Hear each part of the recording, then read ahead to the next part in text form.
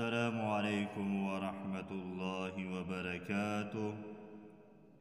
ہم آپ کو اپنے اس چینل میں خوش آمدید کہتے ہیں۔ آج ہم انشاءاللہ بد نظری کے لیے وظیفہ سیکھیں گے۔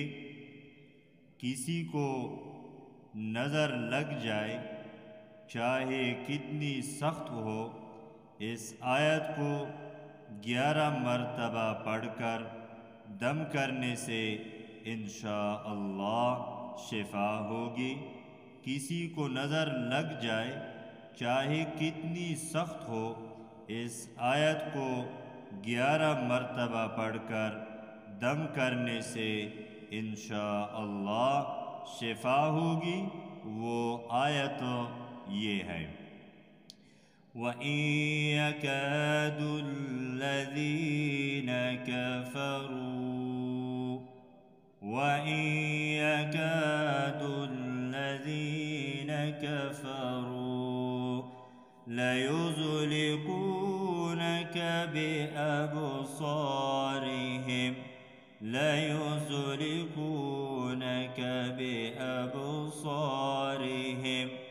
لَمَّا سَمِعُوا الذِّكْرَ وَيَقُولُونَ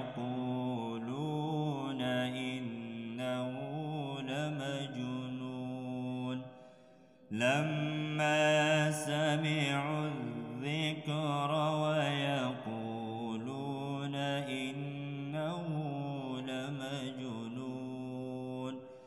وَمَا